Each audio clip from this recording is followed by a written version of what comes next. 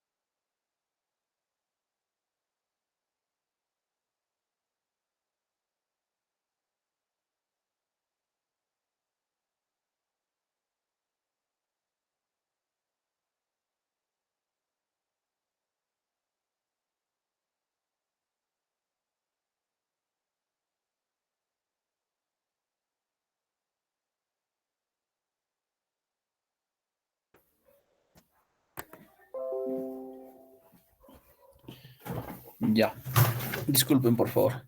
Entonces el corazón tiene dos capas, un pericardio fibroso y un pericardio seroso. Es lo que va a envolver al corazón. Ya, el pericardio fibroso, ustedes saben que hay válvulas en el corazón. Entonces el pericardio fibroso también va a formar ya un anillo por el corazón, ya un anillo al lado de esas válvulas que va a impedir que estas válvulas, ya. El pericardio seroso se divide en dos capas, una capa parietal y una capa visceral.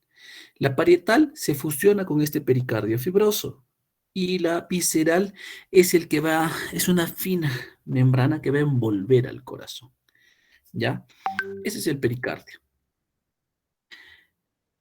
El corazón, ya, miren, esto es no confundan, el pericardio es una capa que va a envolver al corazón. El corazón en sí tiene tres capas, ¿ya?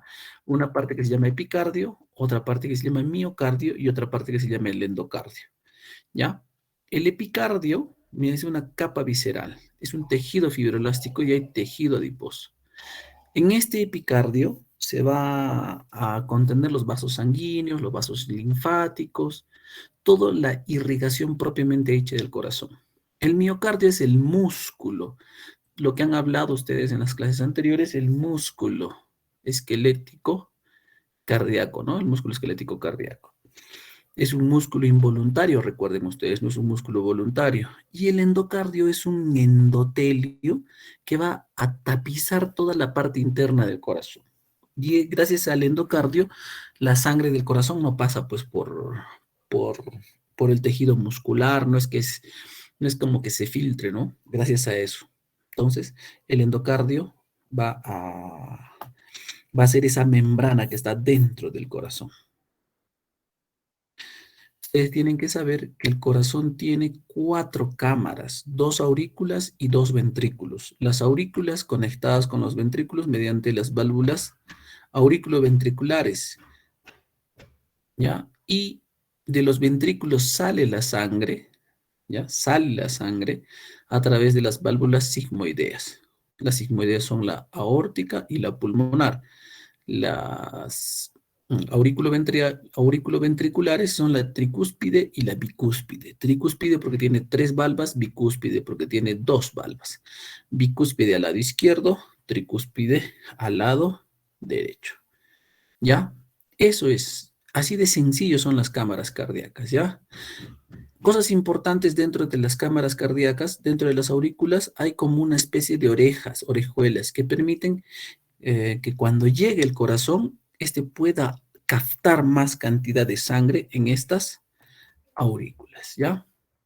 La aurícula derecha, pregunta de examen, recibe sangre ¿de qué? De la vena cava inferior, vena cava superior y del seno coronario, ¿ya? El espesor es aproximadamente de 2 a 3 milímetros. Un ratito, por favor. Me conté a mi papá.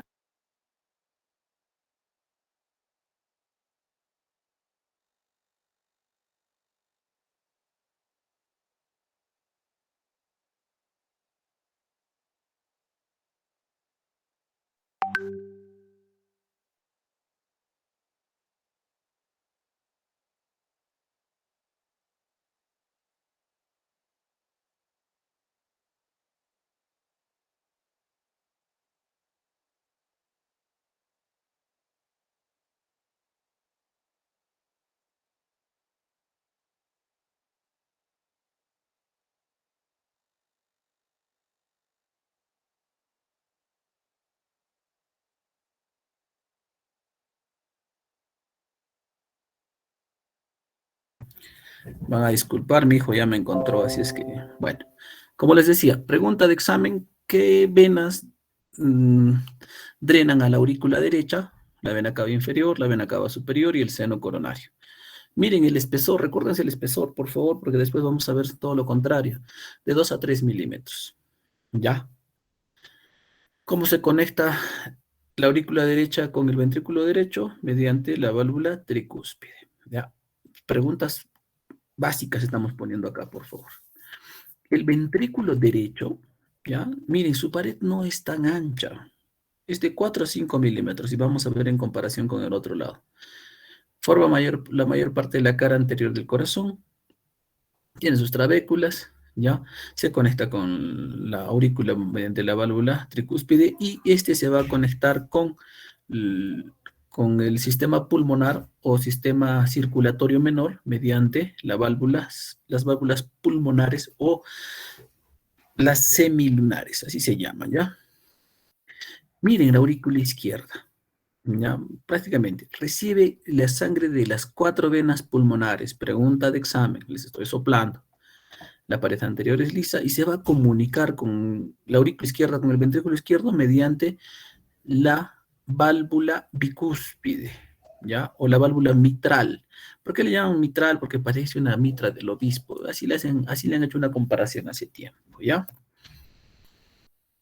Acá quiero que se den cuenta de esto. ¿Cuánto era la pared ventricular derecha? Era de 3 a 5 milímetros. Y miren cuánto mide la pared ventricular izquierda.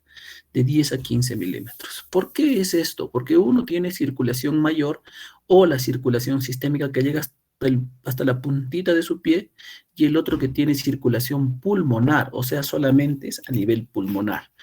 Entonces, por lógica simple, ¿quién tiene que tener más fuerza de contracción? El ventrículo izquierdo, ¿ya? El ventrículo izquierdo. Esto es lo más importante, ¿ya? ¿Y cómo se comunica con la aorta? Mediante las válvulas semilunares, en este caso la válvula aórtica, ¿ya? Ojo que las válvulas semilunares tienen 3 valvas, al igual que la tricúspide, ¿ya? Lo que se les había indicado, el esqueleto fibroso del corazón, miren, va a pasar por todas las válvulas mitral, la válvula tricúspide y las 2 semilunares, ¿ya? Eso hace que el corazón no sea flácido, o sea, no se colapse, ¿ya? A su vez que no permite que colapse, tampoco permite que se dilate mucho, ¿ya? Eso es importante. Bueno, el funcionamiento de las válvulas, eso vamos a ver un poquito más después.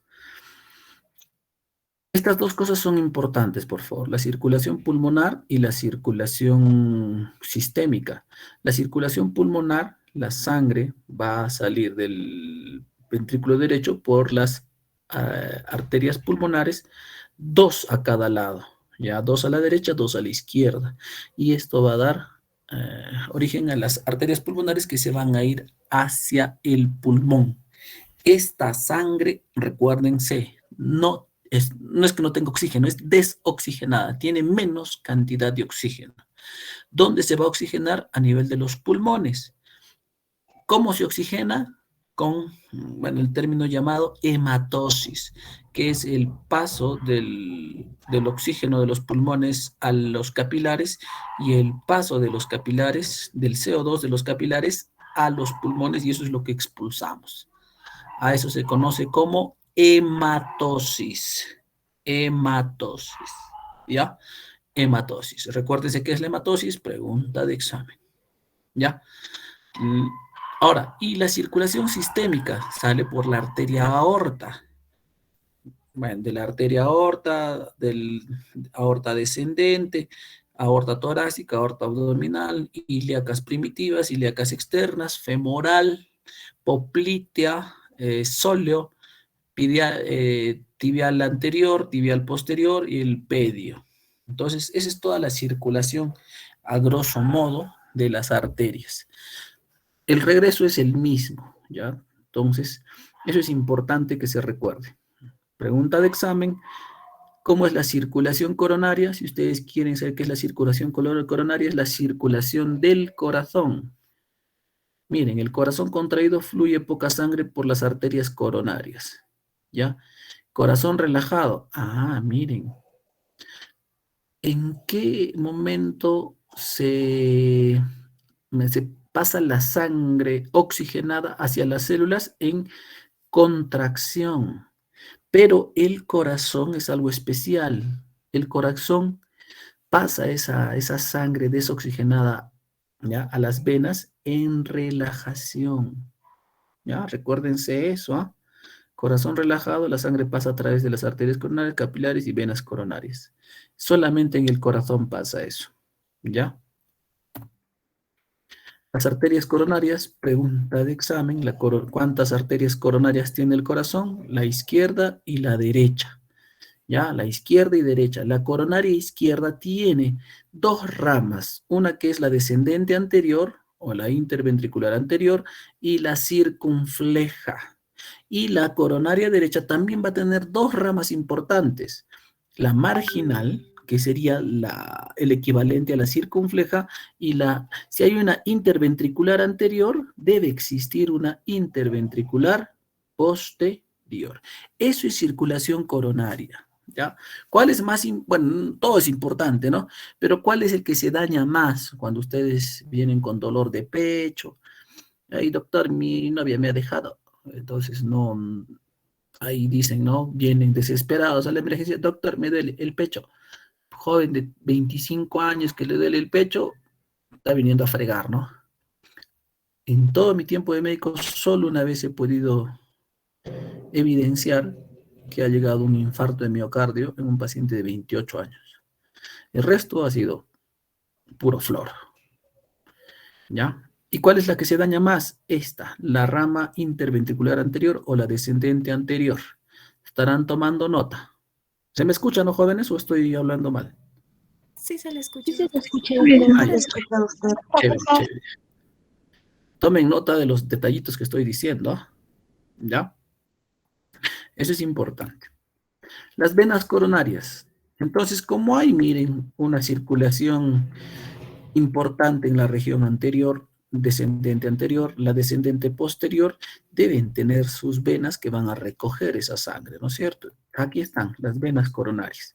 Miren, la vena coronaria, la vena cardíaca magna del surco interventricular anterior, o sea, descendente anterior. La vena cardíaca media del surco interventricular posterior, o sea, descendente posterior. La vena cardíaca mínima del surco coronario y cavidades derechas. Esto es lo que me interesa que se recuerden, la relación de la magna y de la media. La mínima, ya por lógica simple va a ser de venas un poco menores, ¿ya? ¿Y dónde drenan las venas coronarias? Ya les había dicho en una diapositiva anterior, en la aurícula derecha. Drenan en la aurícula derecha. La histología del tejido muscular cardíaco ya lo hemos visto, ¿no? Lo que me interesa que se recuerden, ya, imagínense, acá así concreto, imagínense una chuleta, ¿ya? Y envuélvanlo en forma de cono. El corazón tiene esa disposición. El corazón es un solo músculo, ¿ya? Es un solo músculo que se ha enrollado en sí. Por eso la contracción es, si hacemos una contracción en la chuleta, ¿no es cierto? Debería ser del lado izquierdo al lado derecho. Bueno, vamos a suponer ya que vamos a iniciar del lado derecho al lado izquierdo. Y se va a contraer en forma uniforme del lado derecho hacia el lado izquierdo. Lo que pasa en el corazón es algo parecido. Con el nodo auriculoventricular y el haz de His hace eso, que el corazón, ¿no es cierto?, tenga una contracción ordenada y no es desordenada, no es que va a llegar a esta célula, sí, esta célula no, no, ¿ya? Y todas estas células de esta chuleta están conectadas entre sí gracias a las hendiduras gap que permiten, ¿ya?, el paso de los electrolitos y el paso de la información entre célula y célula, ¿ya? ¿Por qué, por qué el corazón puede trabajar tanto? ¿Por qué trabaja tanto el corazón? Porque tiene mitocondrias más grandes. El 25% de la célula cardíaca son mitocondrias. En cambio, en ustedes, en otro tipo de células, solamente estas mitocondrias ocupan un 2 o un 3, máximo un 5%. Entonces el corazón, miren, 25% de la célula tiene mitocondrias, ¿ya? Ya, eso es en función de histología, así concreto, sencillo, para que no se olviden. Las fibras automáticas, o sea, el sistema automático del corazón.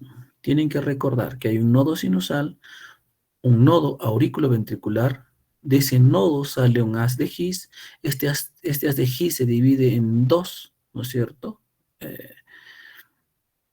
Bueno, acá está el haz principal, ¿no? Las fibras de Purkinje y ahí termina. Acá vamos a tener un poquito mejor. El nodo auriculoventricular se encuentra en la aurícula derecha. Recuérdense eso. ¿Ya? El nodo auriculoventricular, el nodo, mejor dicho, ¿les he dicho bien o les he dicho mal? O bueno, el nodo sinoauricular o el nodo sinusal, el que da la frecuencia cardíaca de 60 a 100 por minuto, se encuentra en la aurícula derecha. Por eso es que los marcapasos se colocan a esa altura, en la aurícula derecha. Mediante tres haces se une con el siguiente nodo, que es el nodo auriculoventricular. Este nodo auriculoventricular no puede dar una frecuencia tan alta, da una frecuencia aproximadamente de 40 a 60 por minuto. O sea, cuando un paciente se le muere el nodo sinusal, el que va a tomar, el que va a tomar la conexión es el nodo auriculoventricular, ¿ya?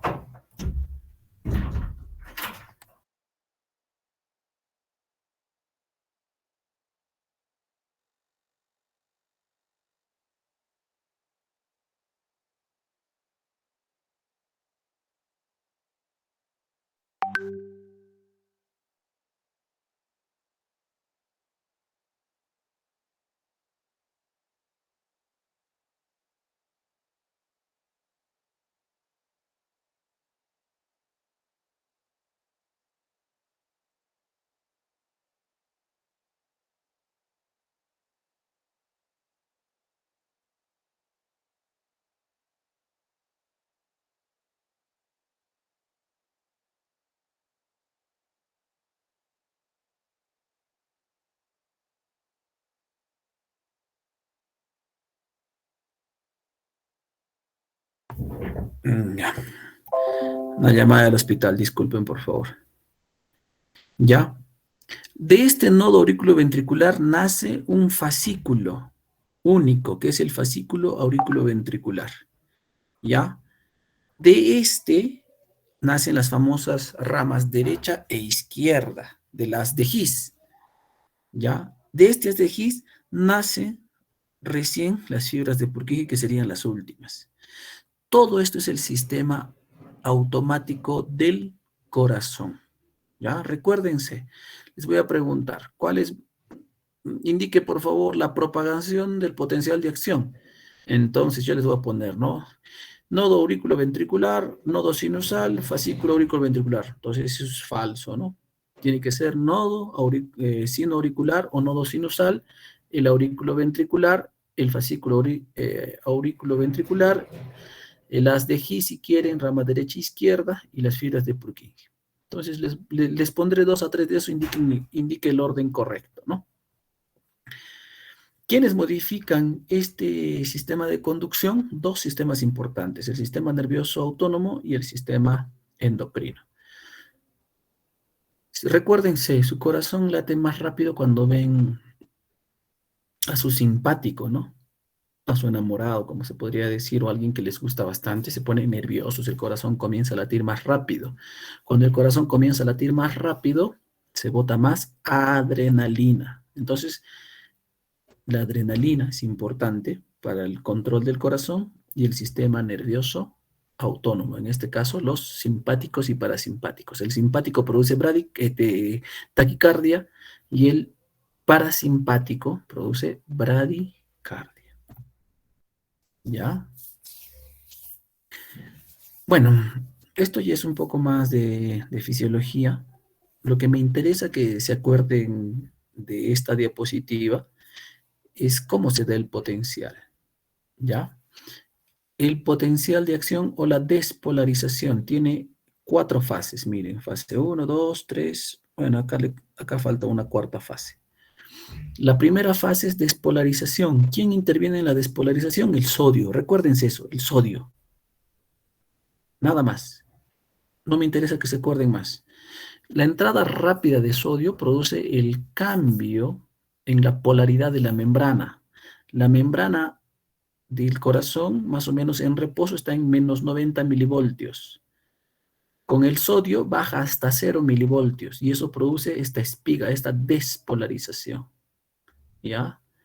Eso es la despolarización. Luego tenemos este periodo de meseta, donde van a intervenir 2 electrolitos. Eso quiero que se acuerden. El calcio y el potasio. ¿Ya? La entrada de calcio hace que la contracción sea sostenida. Por eso es que se da la relajación auricular para el llenado auricular y la relajación ventricular para el llenado ventricular. Y los canales de potasio, ¿ya? Que van a hacer que entre más potasio a la célula para que se mantenga ese cambio de polaridad. Y gracias a eso se da esa contracción así sostenida. La repolarización, ¿ah? Miren, la salida de potasio restablece el potencial de membrana. Todo lo que había entrado tenía que salir en algún momento, ¿no? Miren, acá les había indicado que la entrada de calcio hacia la célula va a producir esta meseta, esta meseta. Otro que va a ayudar es el potasio, ¿no es cierto? Pues, apertura de los canales de potasio. Entonces, ¿qué va a pasar en la repolarización? Ah, ya. El potasio va a intervenir, pero con apertura de canales de potasio dependientes de voltaje, o sea, para que salga gasto de energía. Y lo que estaba abierto para los canales de calcio, ¿ya? En esta fase de repolarización se van a cerrar. Entonces ya no va a entrar más calcio. Y luego se activan las bombas de sodio-potasio ATPasa que va a permitir todo el sodio que ha entrado, lo va a botar afuera, todo el potasio que ha sacado lo va a meter dentro de la célula, ¿ya? ¿Complejo? Sí. Lo que me interesa, ¿cuál es el electrolito que interviene en la despolarización? El sodio. ¿Cuánto es el potencial de reposo? Menos 90 milivoltios. En la meseta, ¿quiénes mantienen la meseta? El calcio y el potasio. ¿Ya? ¿Quiénes intervienen en la repolarización? También el calcio, el potasio y el sodio. ¿Por qué? Porque van a hacer van a tratar de regresar todo a la normalidad. Si entra mucha agua a tu casa, ¿qué haces tú? Botas el agua para que toda tu casa regrese a la normalidad. Entonces lo mismo es, ¿no? Si yo hago entra mucha agua, mucho sodio, imagínense que es el agua, mucho sodio a mi casa, yo voy a barrer, voy a trapear, o en algún momento ya no voy a saber qué hacer y voy a tratar de cerrar las pilas, voy a esperar, el agua se va a mantener ahí, ¿no es cierto? Y luego de eso me toca botar el agua. Entonces más o menos es así, ¿no? Despolarización sodio, meseta con calcio y potasio, la repolarización, todo regresa a la normalidad. ¿Ya? Eso es. Ya hemos hablado de la adrenalina. Cuando ustedes ven a sus simpáticos bonitos, se bota más adrenalina y el corazón se acelera. ¿Ya? Ustedes han escuchado hablar de la tetania, o sea, que una contracción sostenida a nivel del músculo. Eso les pasa más a los jugadores, ¿no? Cuando están jugando mucho tiempo, los jugadores por los ambientes se tiran al piso para, porque tienen una contractura muscular. El corazón no tiene eso, por favor, ¿ya? La tetania no existe en el corazón, recuérdense eso. ¿Por qué? Porque no hay periodo refractario. El periodo refractario, ¿ya? Es un momento en el cual ya no puede desencadenarse otra contracción, ¿ya? Como si pasa en las neuronas, por eso es que ocurren las epilepsias. Está habiendo una despolarización, la neurona se chocolatea y saca otra despolarización y el paciente comienza a generar despolarizaciones ininterrumpidas y eso produce las convulsiones, cosa que no va a pasar en el músculo cardíaco, ¿ya? ¿Quién produce la energía? Ya les he dicho, se da gracias a las mitocondrias grandes. Las mitocondrias consumen ácidos grasos, consumen glucosa y consumen ácido láctico, aminoácidos, todo lo que puedan encontrar. Pero principalmente el corazón necesita ácidos grasos para producir energía. Recordar que 1 gramo de lípido produce 9.2 kilocalorías, 1 gramo de carbohidrato 4.2. Por eso es que bueno, la célula cardíaca prefiere más a los lípidos para generar su energía. ¿Ya? Bueno, que les pregunte el electrocardiograma, un poco difícil, pero quiero que ustedes aprendan lo básico. El electrocardiograma simplemente es el dibujo en un papel de los vectores del corazón. ¿Qué significa la onda P? Despolarización de las aurículas. ¿Qué significa QRS? Este grandecito es despolarización de los ventrículos. ¿Y qué significa la onda T? Es repolarización. Lo que hemos hablado en esta parte. La despolarización, la meseta que vamos a ver ahorita, la meseta está oculta en casi todo el ciclo cardíaco, y la repolarización. Entonces, solamente hay que recordar esto. La onda P, despolarización auricular. La onda QRS, despolarización ventricular. O sea, todo esto P, QRS es despolarización. Doctor, ¿y cuándo se ve la relajación? Está oculto en estas partes, ¿no? ¿Por qué les digo que está oculto? Es porque eso no genera vector. Y lo que es repolarización está a nivel de las ondas T. ¿Ya?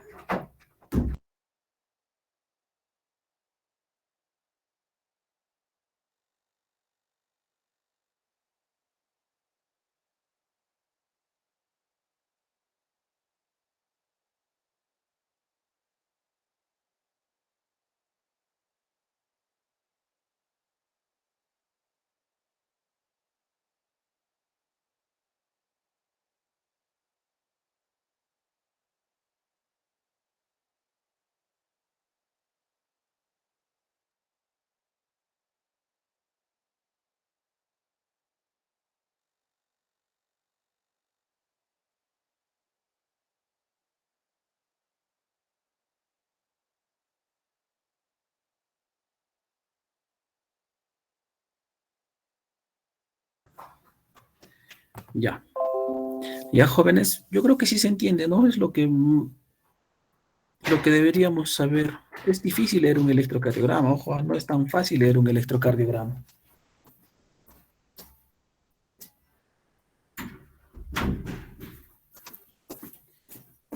Gracias al electrocardiograma podemos ver infartos, crecimiento de las aurículas, taponamientos cardíacos, pericarditis, todo es un dilema. Ya. Y el ciclo cardíaco. El ciclo cardíaco simplemente es la consecución de todo. Cuando la aurícula se relaja, ¿no es cierto? Si la aurícula está relajada, ¿qué va a pasar? Va a llegar sangre a esa zona, ¿ya?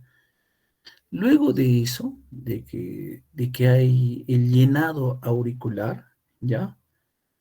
Ya se llena la aurícula, va a haber una apertura de la válvula, ya sea mitral o tricúspide, para que pase la sangre de la aurícula al ventrículo, ¿ya?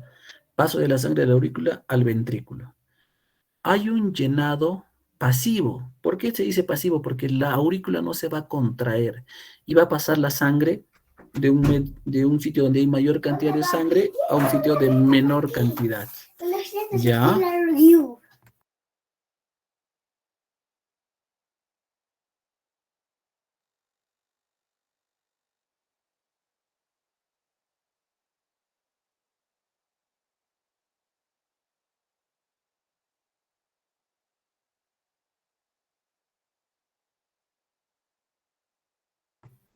Ya, disculpen por favor.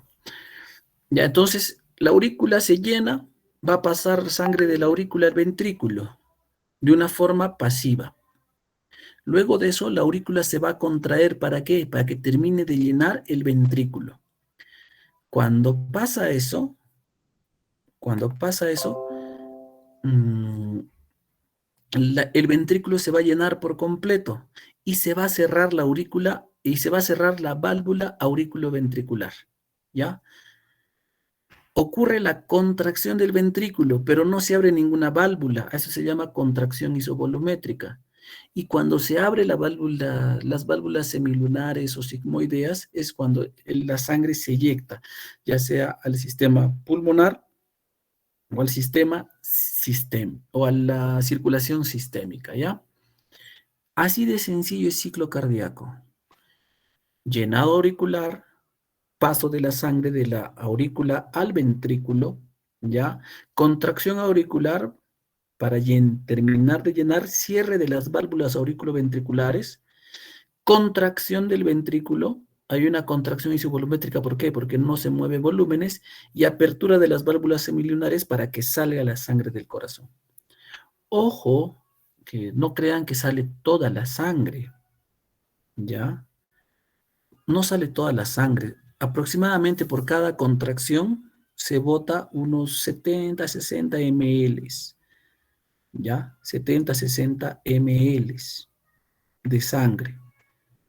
Y lo que queda se llama el volumen de fin de sístole ventricular o el volumen de fin de diástole, de sístole auricular. ¿Ya? Eso es ciclo cardíaco, jóvenes. Acá está un poco más complicado, ¿no? El volumen de fin de diástole, el volumen de fin de sístole, el volumen de fin de diástole, o sea, todo lo que va a llenar el ventrículo más o menos es 130 ml. Todo lo que va a expulsar, ya les he dicho que es entre 60 y 70 ml. Y todo lo que va a quedar en el corazón va a ser igual, ¿no? 60 o 70 ml. Entonces, aproximadamente en cada contracción de todo lo que llega se expulsa la mitad, un poquitito más, ¿ya? Eh, y eso mantiene un equilibrio tanto en la circulación derecha como en la circulación izquierda. Doctor, ¿el corazón derecho bota más sangre que el izquierdo? No. Para que haya un equilibrio, ambos tienen que botar 60 o 70 ml. Ya vamos a dejarlo en 70 ml. Pero doctor, si la pared del ventrículo es más delgada, no. Justamente ya les he explicado por qué es más delgado, porque necesita menos fuerza porque solamente va a llegar a los pulmones. En cambio, el ventrículo izquierdo necesita más fuerza para que llegue a todo el sistema. ¿Ya? Tenemos ruidos cardíacos, justamente este cierre de aurículas y ventrículos producen cuatro ruidos cardíacos en general, pero dos los que escuchamos nosotros en los pacientes. El R1, ya el flujo turbulento, más cierre de las válvulas auriculoventriculares mitral y tricúspide. ¿Se cierran al mismo tiempo? No, siempre hay una pequeña diferencia entre los dos, pero a nuestro oído son los dos al mismo tiempo. Y el segundo ruido es el cierre de las semilunares o sigmoideas, o la aórtica y la pulmonar. ¿Ya? Eso es lo que me gustaría que se acuerden ustedes. El corazón tiene dos sonidos audibles, uno por cierre de las auriculoventriculares y el otro por cierre de las semilunares. ¿Ya? Bueno, este es un resumen de todo. Gasto cardíaco, pregunta de examen. Gasto cardíaco es la frecuencia cardíaca por el volumen de eyección. ¿Cuánto late mi corazón? 60. 60 latidos por minuto. ¿Cuánto boto en cada latido? 70 ml. 6 por 7, 42. Mi gasto cardíaco aproximadamente es 4.200 mililitros de sangre por minuto. Por minuto. Recuérdense. O sea, casi, ya, si lo ponemos, ya soy más gordito ya. 80. 80 latidos por 70, 5.600. Entonces, 5 litros por minuto es lo que circula en tu pulmón y en tu circulación sistémica. Imagínense, es una barbaridad, ¿no? Ese es el gasto cardíaco, solamente es la multiplicación de la frecuencia cardíaca por el volumen de eyección. ¿Y cuál es el volumen de eyección? Es lo que hemos quedado, ¿no? El volumen que eyecta cada ventrículo, que es aproximadamente 70 milímetros en cada contracción. ¿Ya? Entonces el gasto cardíaco, ¿quién va a regular el gasto cardíaco? Ah, bueno, esto ya es un poquito más complicado, pero se debe a la cantidad de sangre que llega, cómo late el corazón y a la cantidad de sangre que hay después de la salida. ¿Qué pasa cuando hay diarreas? Se pierde líquido, entonces la precarga está afectada. Precarga, antes del corazón. ¿Ya? ¿Qué pasa cuando ustedes se quieren suicidar? Ay, doctor, mi enamorado me ha dejado. Se cortan las venas o se cortan las arterias. Ah, la precarga está afectada. ¿Por qué? Porque no va a llegar la misma cantidad de sangre al corazón de lo que está expulsando. ¿Ya? La otra regulación de gasto cardíaco, lo que he dicho, es la contractilidad, la fuerza del corazón. ¿Paciente con hipertensión tendrá fuerza? No. ¿Paciente con insuficiencia cardíaca tendrá fuerza? No. ¿Paciente con pericarditis, un problema del pericardio, tendrá fuerza? No. Entonces, ahí netamente el corazón está fallando. No es que se haya roto la tubería, ¿no? ¿No es cierto? Y de la poscarga, ¿no? Poscarga es lo que está botando el corazón. En una hipertensión arterial, como el ventrículo izquierdo está demasiado crecido, la fuerza de contracción no es la misma, entonces la poscarga también está disminuida. Y eso puede causar que haya una congestión a nivel del pulmón. Recuérdense una cosa. Del ventrículo derecho sale la sangre hacia los pulmones. De los pulmones regresa hacia la aurícula izquierda. Si la aurícula izquierda falla o el ventrículo izquierdo falla, o sea, no botan una adecuada cantidad de sangre, ¿qué va a pasar? El, el pulmón se va a congestionar.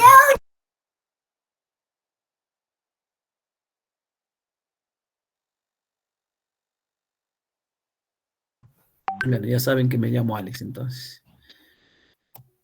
¿Ya, jóvenes? Entonces, hay que recordar, nuevamente les explico. Las venas llegan a la aurícula derecha. De la aurícula derecha pasan al ventrículo derecho. Del ventrículo derecho pasan a las venas pulmonares. Bueno, las arterias pulmonares, mejor dicho. De las arterias pulmonares, esa sangre va a regresar al corazón mediante las venas pulmonares. Las venas pulmonares van a llegar a la aurícula izquierda. De la aurícula izquierda pasan al ventrículo izquierdo y esa sangre se va a bombear por la aorta a toda la circulación sistémica. Entonces yo les vuelvo a decir, si la aurícula izquierda y el ventrículo izquierdo están fallando, ¿dónde se va a quedar esa sangre? Se va a quedar en el pulmón. Todo lo que está saliendo del ventrículo derecho llega al pulmón. Entonces la sangre del pulmón ya no va a tener un buen retorno. A eso se llama congestión pulmonar y por eso vienen los pacientes. Se les hincha las piernitas, ¿ya? Es una de las causas de incremento de volumen a nivel de miembros inferiores, la causa cardíaca. La otra causa es la renal y la otra causa es por disminución de la fuerza o por edad. porque los vasos sanguíneos no funcionan bien. Entonces, una de las primeras causas que vemos nosotros cuando el paciente tiene edemas, hay que ver el corazón. La regulación del gasto cardíaco, ya les he dicho, es prácticamente lo mismo. ¿Ya? Se va a regular mediante la precarga, el mismo corazón y la poscarga. Esta es la contractilidad. ¿Quiénes alteran la contractilidad? Eso no les interesa a ustedes. La regulación del gasto cardíaco post-eyección. Cuando las presiones, hay que recordar, la presión del ventrículo derecho es 20, la presión del ventrículo izquierdo es 80 milímetros de mercurio. Recuérdense esos datos, pregunta de examen. ¿Ya? La presión con la que va a salir. Obviamente, si yo voy a mandar sangre a los pulmones, la presión va a ser menor. Si yo voy a mandar sangre a la circulación sistémica, la presión va a ser mayor. ¿Ya? Ya les he indicado quiénes regulan.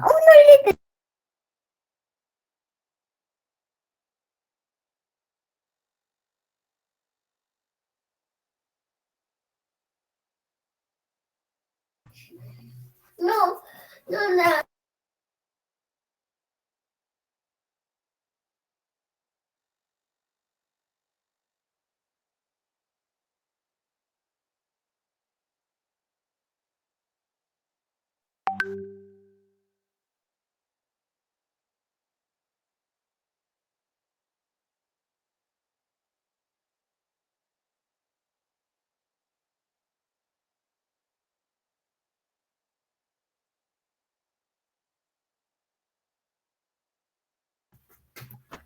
Ya. ¿Quiénes van a regular la frecuencia cardíaca? Ya les había indicado el sistema nervioso autónomo con su simpático y parasimpático y el sistema nervioso endocrino. El sistema nervioso, ¿ya? ¿Dónde se encuentra esto? A nivel del bulbo raquídeo. El bulbo raquídeo recibe información tanto de la zona simpática como de la parasimpática. Cuando ustedes tienen una emoción, como ya les he dicho, bien, ven a alguien simpático, alguien bonito, entonces el cerebro da información. El sistema límbico en el sueño, cuando están teniendo un sueño REM, o se están soñando sus cochinadas, ¿no es cierto? Jugando vóley, jugando fútbol, yo qué sé. Eso también activa la frecuencia cardíaca. ¿Ya? Los propioceptores, cuando ustedes les peñiscan, cuando les jalan el cabello, yo qué sé, ¿no? Cualquier cosa que hagan, también aumenta la frecuencia cardíaca. Los quimiorreceptores, como el pH, la variación del pH, la variación del CO2, va a activar o inactivar el, el sistema simpático y parasimpático. ¿Ya? ¿Y dónde se encuentran estos quimivaroreceptores? Uno, en las carótidas. ¿Se acuerdan que en TikTok estaba de moda que se froten las carótidas? Lo que se frotan justamente son esos receptores, esos quimivaroreceptores, y eso es lo que les produce el desmayo, porque están mandando una información al cerebro. Esta información hace que el corazón sufra una mala información, se podría decir, ¿no es cierto? El corazón comienza a mandar información, y al final, como el corazón ya no está funcionando bien, se bloquea y se chocolatea y ahí quedan, ¿no? Se desmayan. Ya, se desmayan y el corazón comienza a llegar a su estado normal. El otro sitio donde no llegamos es en la arteria, en la aorta ascendente, donde también hay quimivaroreceptores. Pregunta de examen, ¿dónde hay quimivaroreceptores? En la bifurcación de las carótidas y en la aorta ascendente. ¿Ya? ¿Y quiénes van a regular el sistema endocrino? El otro con la noradrenalina, ¿no es cierto? Que va a tener un efecto a nivel del nodo sino-auriculoventricular, del nodo sinusal y el auriculoventricular y en las fibras auriculares y ventriculares. ¿Cómo? Promoviendo, miren, si hemos hablado del sodio y del calcio, ¿no? Uno, efecto de la noradrenalina, ¿no es cierto? Efecto a nivel del nodo auriculoventricular mediante la despolarización, o sea, interviene con los canales de sodio, ¿ya? Y en las fibras netamente de la contracción cardíaca, el calcio, que es uno de los más importantes, ¿no? Ya, los impulsos nerviosos ya les he indicado cómo van a liberar. Algunas hormonas también van a controlar la frecuencia cardíaca, principalmente las hormonas tiroideas. Los pacientes comienzan a ser taquicárdicos cuando las hormonas son muy altas y bradicárdicos cuando las hormonas son muy bajas. la adrenalina y la noradrenalina bajo el mismo mecanismo de acción, sodio y calcio, ¿no? Eso principalmente, ¿ya? Y como hemos visto, la espiga de la despolarización está relacionada con niveles de sodio, potasio y calcio. Entonces, esos tres elementos pueden producir una parada cardíaca, ¿no? Principalmente el potasio, cuando hay mucho potasio en el cuerpito, se produce un paro, ¿no? Igual cuando hay muy poquita cantidad de potasio en el cuerpo, también puede producir un paro. Es muy especial este electrolito. ¿Preguntas, jóvenes?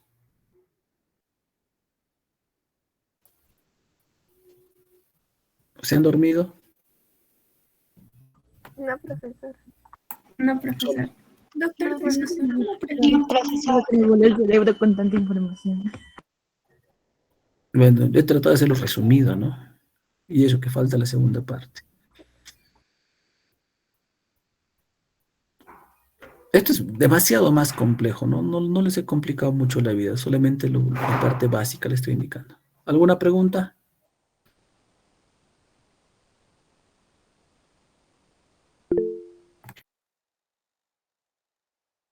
Nancy, Doctor, disculpe, respecto a las 4 fases del potencial de acción, no noté la cuarta, no sé si me podría repetir esa.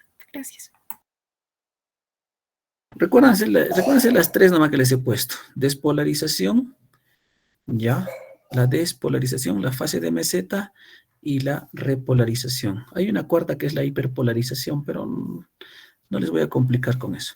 Recuérdense las tres. Gracias, doctor. ¿Alguien más, jóvenes? Profesor, quizás podría repetir un poco más acerca de la propagación del potencial de acción. Ya. Ya, solo tienen que recordarse lo básico. El nodo sinusal, eso se han escuchado todos. El nodo sinusal se conecta con el nodo auriculoventricular mediante 3 haces. ¿Ya? De este nodo auriculoventricular nace un haz. ¿Ya? Un haz. El haz auriculoventricular. Este haz se va a separar en 2 haces, ya pasando hacia el lado de los ventrículos. Y eso se llaman los haz de His, derecho e izquierdo. Después de este haz de His va a haber otras colitas más que se podría decir de neuronas, de potencial eléctrico, que se llaman las fibras de Purkinje. Ahí se termina todo el sistema de conducción del corazón. ¿Queda claro? Sí, doctor, gracias.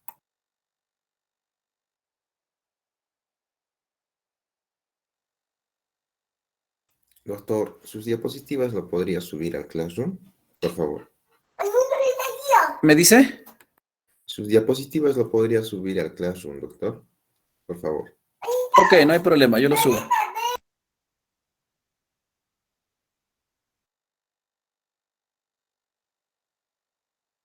¿Alguna pregunta más?